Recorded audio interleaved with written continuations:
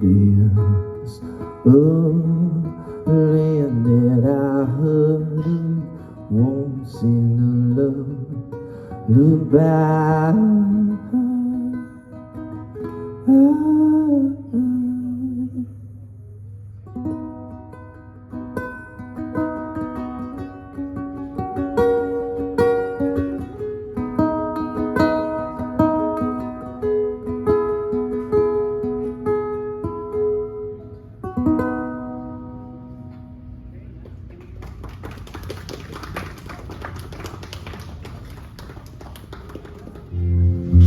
I'm Uncle Fred's lease for everybody that I'm meeting for the first time.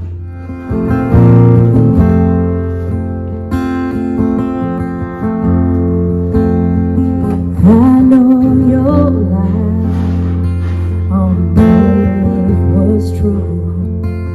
Only you could know the pain.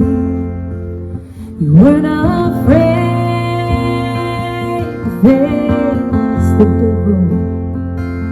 You were no stranger to the rain.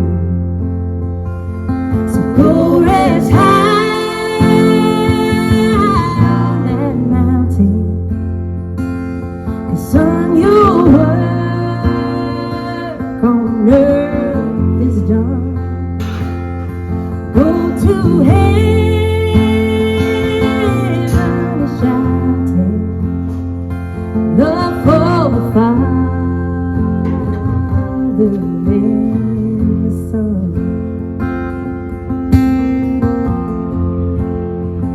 Oh, how we cried the day you left us.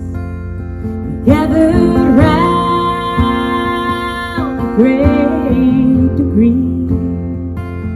Wish I could see the angels' faces when they hear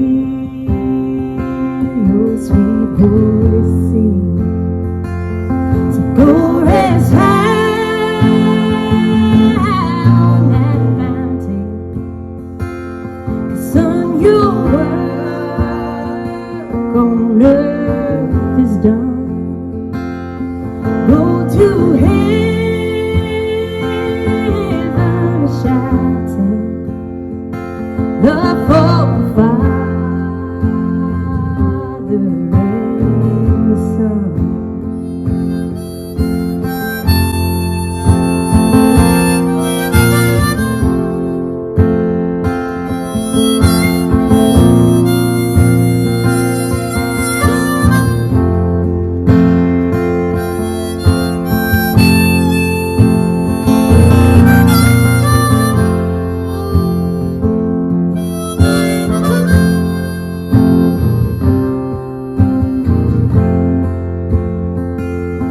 Go rest high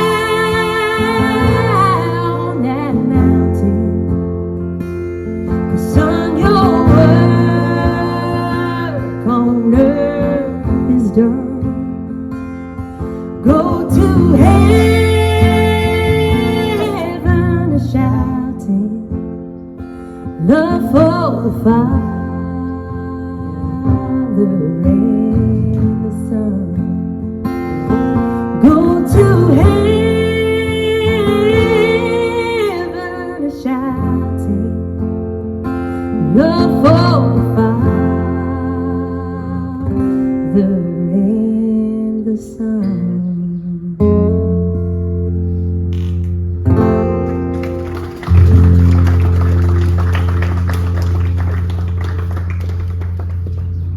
Hey, good afternoon. On behalf of the Watkins, the Ecker, and McKinley families, I'd like to thank you all for joining us here today. And if you wouldn't mind joining us in prayer.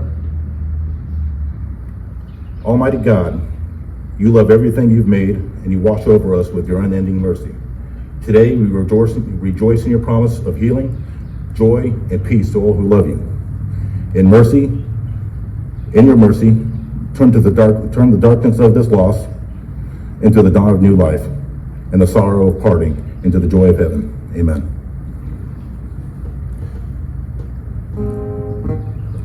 Today we meet to remember and honor the life of Fred Watkins, to give thanks for his life and ask God to bless him now. For Fred, the journey is beginning. For us, there is loss, grief, and pain. Every one of us has been affected, perhaps in small ways, many of us in transformative ways, by Fred. His life mattered to us all. It is important for us to collectively acknowledge and accept that the world has fundamentally changed with his passing. We have all grieved. Life will not be the same, nor should it be. Together, let us open our hearts and commemorate the impact Fred had on us. Cal and Amanda are going to sing another song. Before we start this song, I just have to say that there's a lot that you know about somebody. There's a lot I knew about my Uncle Fred, and there's a lot I didn't know about my Uncle Fred, and like all this and getting it to come together. Like for instance, one of the big things was I thought his favorite band was Miss Willie Brown, which was my band. Turns out when we were trying to pick songs, I found out from my mom, my dad, and my sister, and his siblings that it's Pink Floyd. I'm devastated, but I forgive him. So we're gonna sing a song for him. Actually, Cal's gonna sing it. Wish You Were Here, Pink Floyd. This is all for him and what he loved. So.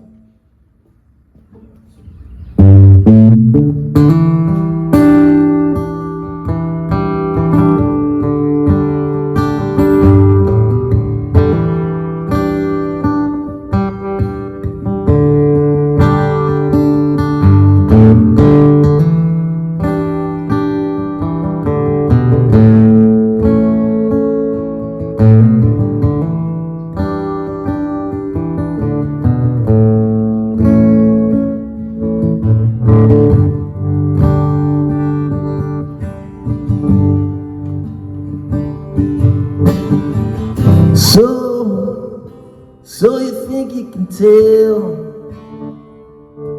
heaven from hell, blue skies from pain? Can you tell the green fields coast is red, smile from a veil? Do you think you can tell?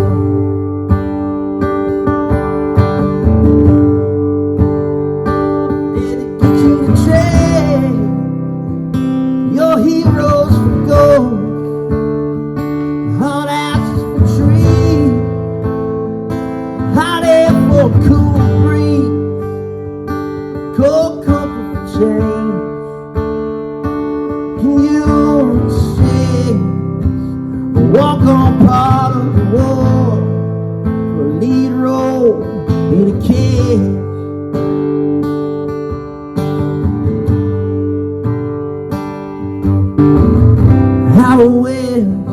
How I wish you were here. We're just two lost souls swimming in a fishbowl, year after year, running over the same old ground, haven't found the same old fear. I wish you were here.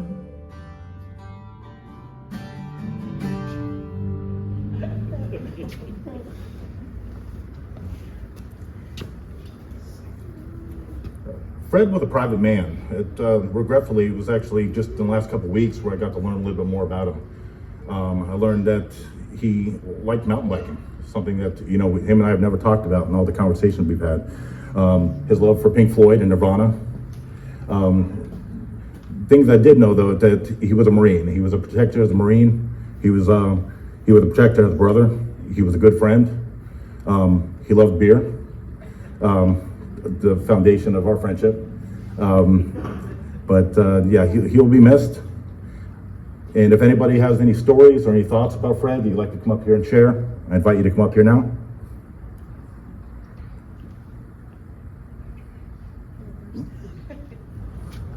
I'm not very good at talking in front of a bunch of people, but I wanted to say this. Fred and I had a lot of real good times. We went all over the southeastern United States mountain biking. And he loved it. And the one thing that he loved more than anything in the world was going downhill. My boy could fly down a hill. And I remember our first mountain bike ride with a club in Georgia. We did a ride called Bull Mountain, and it's 5 miles up steep mountain, and we struggled so much getting up there. When we went over the top, there was a clay road for about 2 miles going straight down. The roads were just a little damp. He took off just flying down there. I couldn't believe how fast he was going. Couldn't even keep him in sight. And I'm riding along, coming down the hill, and all of a sudden I hear something, turn right, turn right. And I look and there's skid marks going straight off into a blueberry patch. And here comes Fred crawling out of there. Couldn't make the corner. We had a lot of great times. We had a lot of great stories, but the world's truly going to be a lesser place without Fred. I loved him dearly.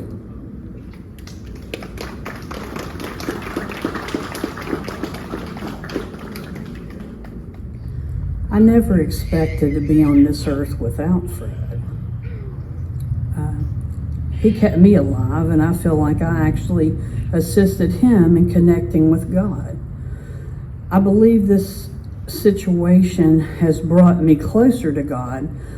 I have witnessed how Fred accepted God, and I've witnessed how Fred accepted God, and they walked every step of the way together.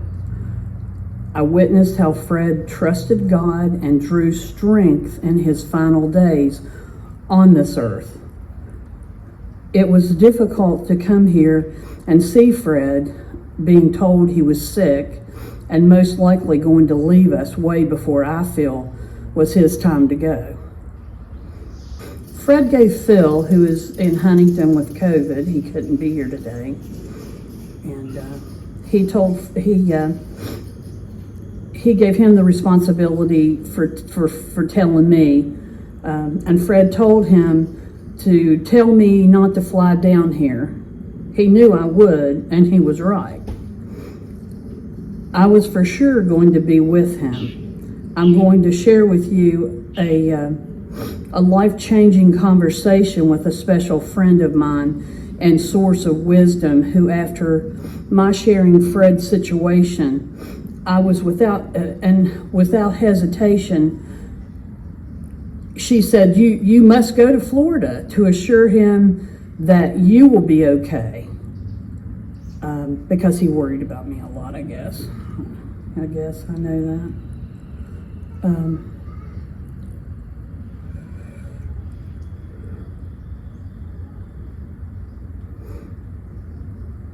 And she told me to come and assure him that I'd be okay without him, and that was a tall order for sure.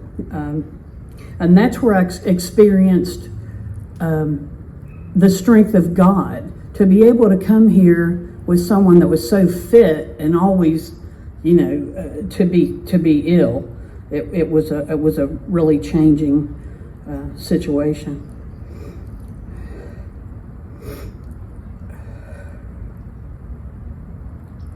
The next nugget, do you know if he's right with God?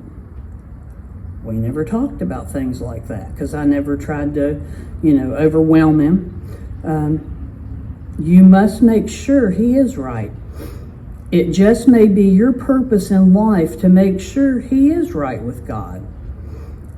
It was an important task. I was absolutely blown away by Fred when I got here. He was so eager to discuss with me about God, and he approached me. I was thinking I was going to have to approach him. He was a sponge, and for the first time in our lives, we were connecting on a different level. It was awesome. I never had these conversations with him, not wanting to overwhelm him, but to my surprise, he was looking to me to share with him, and I did with pleasure. I am pleased to say he gave his life to God on July 24th, and I was overjoyed, and I was thrilled to see his acceptance. God gave us precious time together and strength beyond my imagination. He showed no fear in what were to be his last days with us. We had an opportunity to say things that we needed to get said. The last day we were together, he was alert and very strong in telling me, as he always did, how to live the rest of my life in full detail. My final conversation with Fred over the phone with Roger holding the phone was how I would carry out his final mandate, his words of wisdom and instruction to me. I told him I was going to make him proud.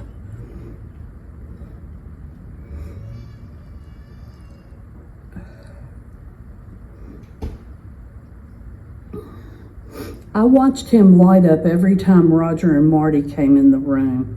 It was pure magic. He loved them and had full confidence in them. He said, Trish, they know how to live. I was blessed to have the opportunity to be here in Florida with you, with all of you. He may not have been present physically with you guys, but I can assure you he loved you and all deeply. I will miss him until I see him again. He is so blessed to have you all here today to honor him. Thank you all for taking time to honor Fred. He gathered some really special people in his short time on this earth. He gets full responsibility for me standing here today. Thank you. The first conversation I ever had with Fred was at a Christmas party. And if any of you know Marty and Roger, the Christmas Eve party is an annual tradition. And, you know, for the first couple of years, my introductions to Fred were kind of passing. You know, this is my brother Fred, you know, this is my brother Fred. And finally,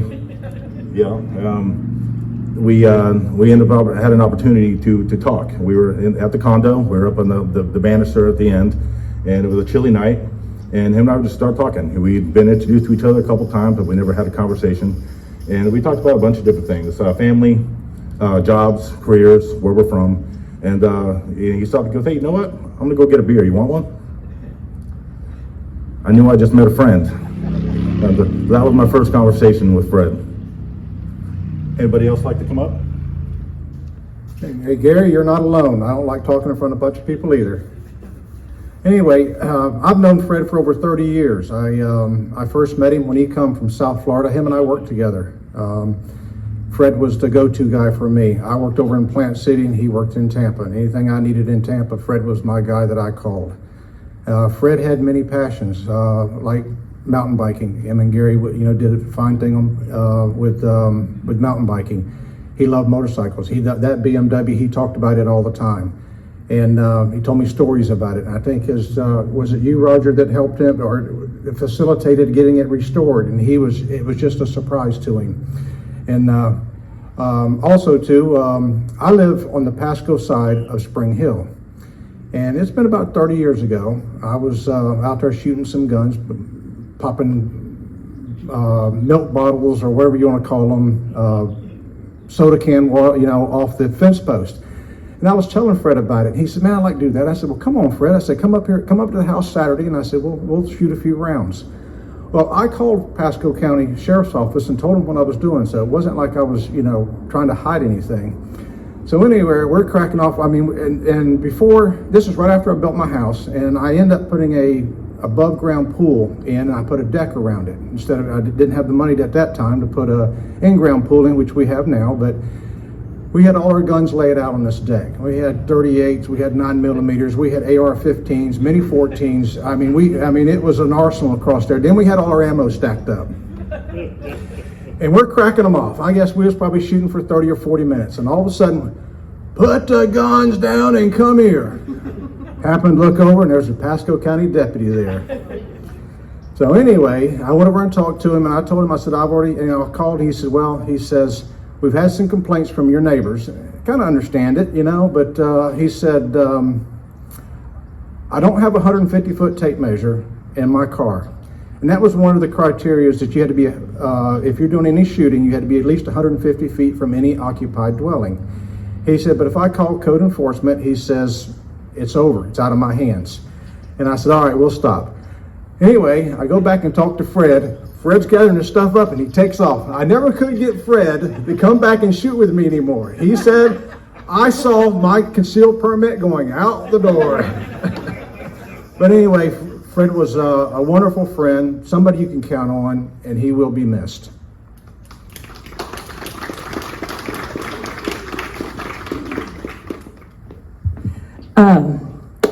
Yeah, so like I said, I'm Fred's nephew, Jamie, and I'm sorry, nephew. No. I'm trying not to cry, so the words are gonna get mixed up. Yeah, he's our uncle, Jamie, and we were from West Virginia, as you know, and we moved down to Florida, and Fred moved down here with us, so he's kind of like the third wheel parent in our family. He was really like, somewhat kind of like second. At any swim meet we had, any music show we did, anything that we ever did, Fred was there and he showed up. He was our close family, like the third wheel, second dad kind of guy. So, for us, my dad, he had two girls, and as you guys know, Fred, he was tough, and he was not easy on us. He was not. He would tickle us until we cried and wouldn't stop. He one of my favorite memories of him, and it's a crazy favorite memory, but when I lived in Nashville, he came up and he was so happy to see me that he squeezed me so hard he cracked my rib. Not even kidding you, he cracked my rib. And he just, I look back a lot of the memories with him, he was there for everything. He showed up and he was my uncle. I mean, got to play the Opry. He was there. I moved to California to pursue music. Guess who came out to make sure that everything was fine and stayed in the apartment? And my Uncle Fred, And there's just a lot of things I look back and think how blessed I am that we got to know him the way that we did, and that he got to be here. And when I think of him, I think of tough, I think of strong, I think of a Watkins. When I say Watkins, I think that's somebody that works hard, and when you do it right the first time. Learned that from my dad and from my Uncle Fred. And I wanted to say more, and I'm lost on it, but I love him so much, and I thank you all for being here. And the thing I'm most thankful for is you sharing the stories that I didn't know, because as a niece, I don't get to hear all those mountain biking stories and everything like that, but I loved his not afraid to skydive, not afraid to bungee jump, hearing all the stories about the mountain biking and the motorcycling. It just paints a whole new picture, and I love it. So I would love if anybody else wants to share stories. That's the thing that's warming our heart right now. I'm Jamie. I'm the other niece. I have lots of great memories. He was my closest uncle, my favorite uncle. He's the one that taught me how to shoot. He taught me self-defense. He was always there if I had questions, and I'm really gonna miss him. He really meant a lot, and I wish I could have seen him more in these last few years, but life gets in the way sometimes. But I'm really thankful for all the stuff he taught me how to do. And my mom and dad say, be careful when you're out there walking at night. And now I'm thinking, Uncle Fred showed me all this stuff, and I'm like, I wish someone would. And I think he just made me feel so much more confident. And I think, like my sister said, when we were young, we would wrestle with him, we would beat him up and everything. And it's weird, but I think that prepared me for one of the career paths I took. And I wasn't afraid to take down 200-pound men.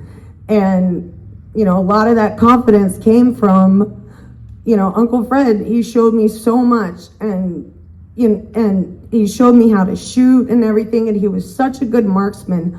But the one thing I could get him on was skeet shooting. He was not good with a shotgun. So I'm really gonna miss him, and it's just now hitting me.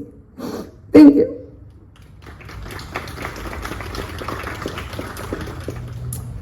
How we doing? I'm Michael McKinley. I'm the other niece's husband. So I met Fred in 2013. It's a little interpersonal because I have one uncle, and he was Uncle Fred, not this Fred. He was a different Fred that unfortunately killed himself in 1989. So I didn't have an uncle for a long, long time. So I joined this family, and ironically enough, there was an Uncle Fred. And Roger was my father-in-law, and he was fantastic, and this was the only other uncle that I knew.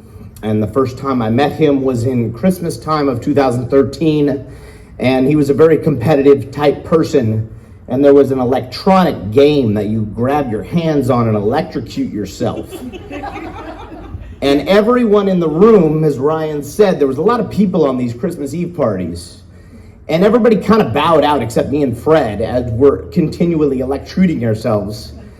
And so we did it for a long while, and I really don't remember who won, but that's not the point. We sort of had a bond, and I really enjoyed Fred. Once again, he enjoyed beer, and we had a lot of interactions together. He was a very good man. He was a very good uncle to my wife.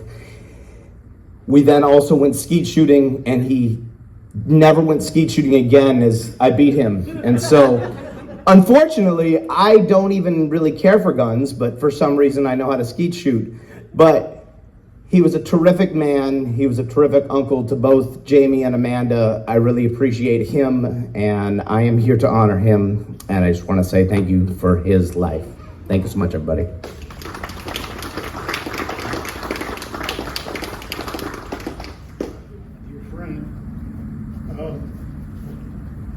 One thing I like to say is Fred kept his truck immaculate. And I was going to get a new truck, and I wanted to get Fred's truck in memory. And we have these fold-down ladders to get your equipment off the truck without climbing on the truck. And the new truck had the fold-down ladder, so I decided to go ahead and do that rather than at 65 years old fall off a truck and explain myself and not obey a rule. But what I did do accidentally, grace of God, I got Fred's triplet meter. And for me, it's a diamond in a field. I get to use that meter every day and miss Fred every day. And enjoy the company I had and remember the company I had in Fred. And I can't tell you what it means to me. I wanted this truck too, but because of the safety factors. And so I use this meter every day. I've got it the rest of my life, and somebody is going to have to, fight me hard to get that meter away from me because it's meaningful. It's got a lot of laughs with Fred, and I can't explain. Fred was a brother to everybody, and I felt especially to me. He was especially kind to me. I'm a little oddball where I love the stock market, and few people do. And Fred would listen to me all the time. And he was kind of blown away because I was correct quite a bit. And so he was going around telling the other guys, well, y'all ought to listen to Joey, and it's, and that was very flattering for me. It was very meaningful for me. Fred saw me at my best, I guess, in a time, in a place, and known him half my lifetime. I work my rear off it trying to be athletic, and it's gone with the wind now. But when we were young, I was the same way, and Fred had it all naturally. He didn't work for nothing. And I'm working for everything, and he can still blow me away. And we were repairing pole line one day. I think, Gary, you might have been there, and you remember when he climbed that tree about 30 feet in the air to get wires off of the tree limbs that a hurricane had torn the tree limbs down. He climbs a tree, no belt on, to belt off for safety to get to another limb. Monkeys would have been jealous, and he gets the wires out of the pole line. And this is actually before we had a safety program that was extremely adamant about not doing anything safe. And I'm looking at him like, how are we going to lie and say he hurt himself? And he was just so agile. He was just agile like a monkey, and he wasn't thinking about balance or anything. And it's like, I work night and day at the gym, and this guy can fly. He's got some wings, and he's got some angels looking out for him. And it was just one of the most amazing athletic things I ever saw on the railroad. was going to say something else, and I'm forgetting while I'm up here. I can't. I'm at a loss for it. But someone else got his truck, and I'm a little bit jealous. But I've got this. It's not a car. It's a train. It's just this new truck is a GM. It's just bad. And but then I'm trying to think of that third thing, but I can't think of it. But I love my buddy. I got to say goodbye right before he died, and one of the last things he said was just love the people you love with all your heart, all your might, and because you don't know when you're leaving this world. And he says, love this world, love the beauty of this world, love the moment, don't worry about anything else. And that kind of blew me away. And the way he said it, it was like, man, I could give you a tithe, man. That was good, And I really love that. That'll stick with me for life. It's actually the last conversation I had with Fred, and it's very moving. Very moving. It's very much like a brother talking to a brother, And I'm always going to miss Fred. He's just one of the best friends I had out here, and we had a lot of fun and a lot of work, and he's actually an inspiration for me. It's just an inspiration. He did a lot of quality work, helped everybody, and he had a sense of humor and about it too, and didn't take himself too seriously. I tip my hat to Fred. I've got his meter to remember him every day, all day long, because we use the meters all day long. And so it's a prize. When he got that triplet, I was like mesmerized, like, wow, that's the mother of all meters, and I don't have one,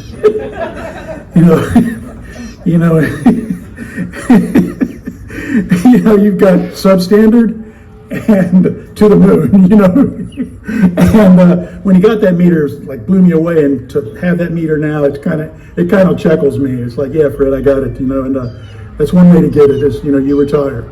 And I rode Fred for 30 years. Everything is by the seniority date of when you hire. And unfortunately, I wanted St. Pete, Fred wanted it. I wanted Clearwater, Fred wanted it. I wanted the port job, Fred wanted it.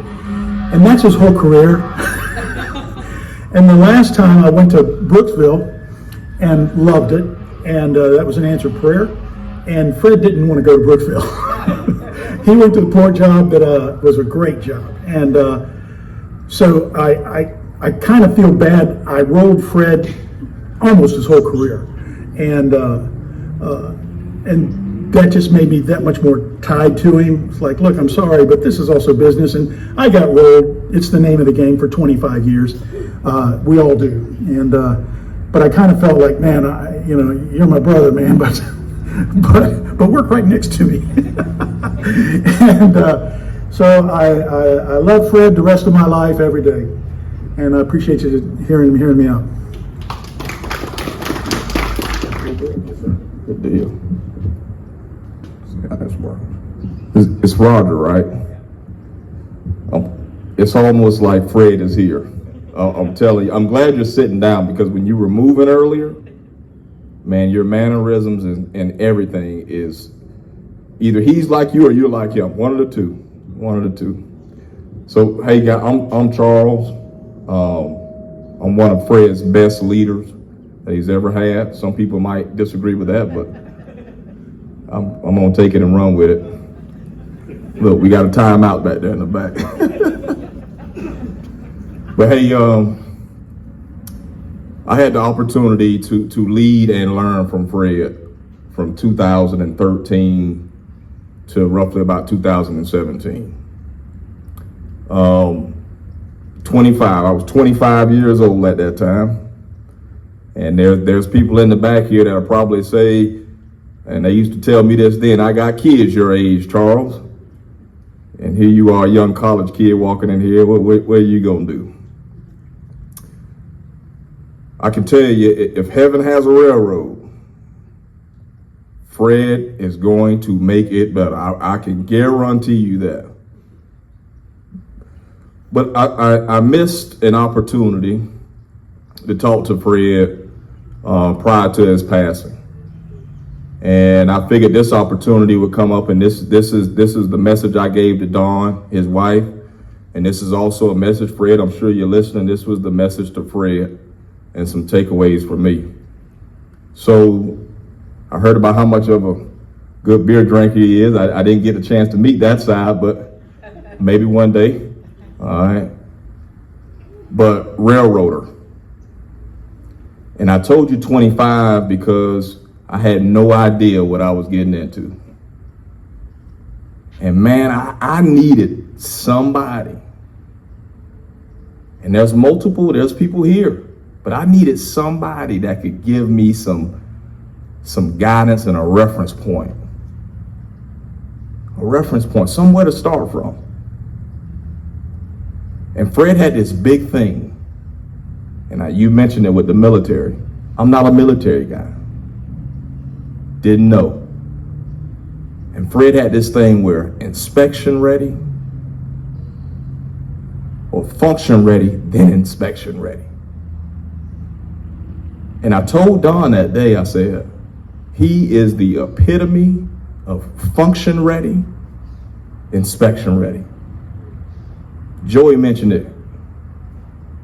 He wanted to steal his truck. And by the way, I want that meter back on Fred's old truck. I'm just joking. But my point is, I was really looking for somebody to give me not only some guidance, but teaching as well. And I told Don that Fred was an awesome teacher. He was private. You had to ask for it, but he'd give it to you. He'd give it to you. I had a lot of respect for Fred.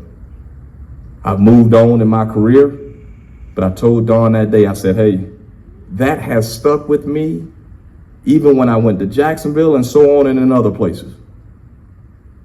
Function ready, inspection ready. And not just work. Not just work, but life. But Fred, I'm telling you, man, I got a ton of respect for you. Prior to Fred leaving, I saw him in the tool house in one of my visits down here in Tampa, and he was moving just like you, Roger. He was going to find something old in the tool house. He was doing what we call piddling. Piddling. He was looking for where is this part that I'm looking for to go fix something. Same Fred, same pace, same motions, mannerisms, body, everything was the same. So I was to be honest, I was very surprised. Somebody mentioned how fit he was. Fred would sweat all day, not miss a beat. Keep moving. But nonetheless, I had a ton of respect for Fred. I enjoyed his consistency. And Fred, this message, yes, we have an audience, but this message was truly for you because I missed the opportunity. So thank you guys, just for your brief time and indulging with me while I just give some moments, to Fred. Need a microphone, as a lot of folks here know. Hey, we all might, when you work on the railroad, a lot of times you end up a migrant worker. You get rolled here, you move there, you go wherever, your seniority will let you go. And I'm trying to remember when Fred came down here, but about the same time I did. The railroad always hired in big batches. And everybody in Tampa retired about the same time, and we all flooded in here. As you can tell probably by my accent, I'm not from Florida. But I came here permanent in '88, and I think Fred and a lot of other guys were right in that neck of the woods too. I don't remember exactly when he came here, but it was right around that time. We all did. I was over in the Lakeland area, and a bunch of people come to the Tampa area. But Fred was always very dedicated to what he done, and he was one of those. My last 23 years on the railroad, I was a manager. And I never worked with Fred much. Only during hurricanes, because you didn't have to worry about what Fred was doing. Whatever he was working on, if he called for help, it was get there quick because he needed something was bad wrong. Because he fixed most everything that he needed to fix, and he liked to stay by himself like most maintainers do. If I hollered for help, it's because I really needed. Other than that, I didn't want nobody around me. I wanted to keep doing my piddling, as Charles says. To be a good maintainer, you got to be a good piddler. But I was talking to an FRA man, whatever, about 3-4 weeks ago. We went and ate lunch, and we were talking about Fred. And I never worked with Fred much. We tend to go where we're needed, and Fred didn't need help. And the FRA man even said that too. Went on his job one time, that wasn't where he needed to be. He needed to be looking at somebody else, somebody that didn't have the attention to detail that Fred had. So Fred was a great railroader, a great person, very private, and always enjoyed being around him, worked hurricanes with him and blitzes and all kind of stuff, and he was a go-to guy, always a go-to guy. Never had to worry about what he was doing, where he was at. He was doing what he was supposed to be doing and doing a good job of it. So Fred will be missed. Thank you. Number one, I want to thank all you railroaders for coming out. I am so pleased because he absolutely loved the railroad. That man loved going to work and that piddling thing and polishing things and all that. He just absolutely loved it. He taught, and everybody that has come up here, I have heard your names over and over. You know, Charles, I've heard, you know, good things.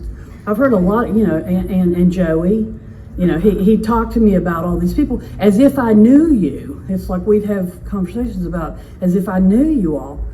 But I'm going to go ahead and disclose, Fred actually wasn't supposed to have people in the truck, but when I would come down and visit, I'd be in the truck. He'd get called out because, you know, he was 24/7. He got called out whenever. So he'd say, want to go with me? Of course I want to go with you.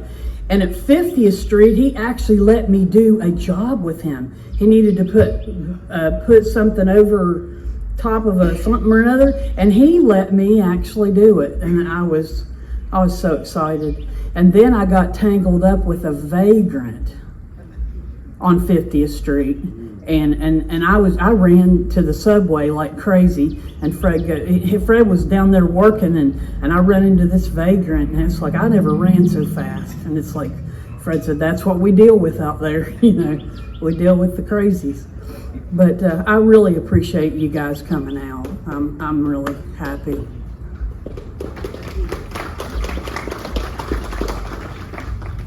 I met his wife at one of Roger's mini parties. Okay. I've known Roger for almost 40 years, and she came up to me while he was talking to somebody else, and she says, do you have a business card that I could call you? And I said, sure. She called me she called me on Monday, and I'm having an auto repair shop, and I work on BMWs and old Volkswagens. And she says, Kenny, do you think you could get his old bike running? I said, well, I've never seen it. And she showed me a picture. I've never seen an uglier motorcycle in my life. It was absolutely horrible. And it hadn't run in years. I said, well, where is it? She says, it's in our garage behind sheets of plywood. He's got boxes of parts and all. He's always talked about restoring it, just never got around to it. She says, you think you could fix it? And I said, I could try. She got a trailer and brought that up, and then went back, found there was other stuff. She made a second trip with the same trailer and brought it all up. Oh my God, what am I getting myself in for? I'm looking at you because if I look at the crowd, I'm not going to be able to talk. And I looked at it, I said, yeah, I can make it work. She says, do you know anybody that does paint? I says, I don't normally, but I'll paint it too. And I fixed it up. And I actually had to lie to him. Roger got them to come up for pizza on a Friday night. And I stayed at the shop. They stopped by on the way through. And he looked at the motorcycle. He had an exhaust and other stuff. He had not seen it ever look like this. And it was all painted, running perfect, just like it sits now. Totally 100% different from what it was before. So he's with Roger, and they stop by for just a minute for something. And he says, well, I've got an exhaust like that sitting at home in a box. And I've got a set of crash bars like that at home in the box. I says, yeah, I remember you telling me about that. So they went on out and got pizza. When they came back, that's what that picture's from. They got out of the car and walked up. And he says, man, you know, I've got a lot of them parts like that. That's a damn nice looking bike. And I says, yeah, it's yours. He says, no, it's not. He says, that's definitely not. It took 5 minutes to convince him it was his bike. And then he started looking and he says, that is the exhaust. That is the decals. How did you know what color to paint it? I said, well, she was sneaky about it. She found out. And that is one of the biggest smiles of all the years I knew him that I ever saw on his face when he realized that was his. It brought tears to my eyes. Absolutely. It worked every damn minute of it.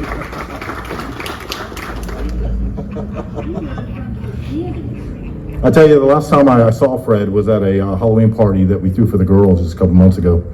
And first time in a while that I'd seen him, and you know, he wasn't looking the best, but you know, he came, he wanted to get out of the house and see some people, and he came. And before he left, I didn't get a chance to really have a conversation with him, but before he left, I shook his hand, knowing that was probably going to be the last time I had an opportunity to do that. My last conversation with Fred was actually back in May at Michael and Jamie's wedding. And that was like the first real conversation that we had that didn't completely revolve around beer. No, don't get me wrong, we talked about beer, but we talked about a lot of things that he never really brought up. Family, Marty and Roger, his love for you guys, actually the girls, how proud he was of you guys. We talked about a lot of things. Got a little more personal than normal. As many people have mentioned, Fred was a pretty private person. And I was happy talking to him about beer every year, and sharing stories and breweries and all that kind of fun stuff. But this was a good conversation. So I am fortunate to be able to remember my first and my last conversation with Fred.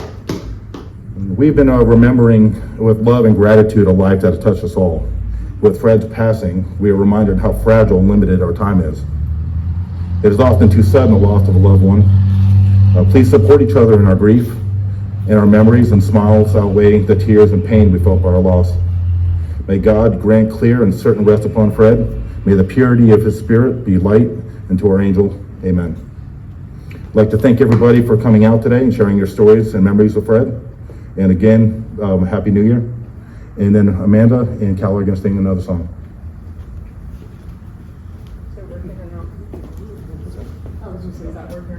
I don't know, the battery might have gone out in the guitar, but we're going to finish it with a good old Southern gospel song, and then there's going to be food after this. We got tons of food, so stick around and eat. We got drinks if anybody wants drinks, everything from water to liquor. So whatever you're in need of, we've got it. Yeah, we'll just come out here. I was standing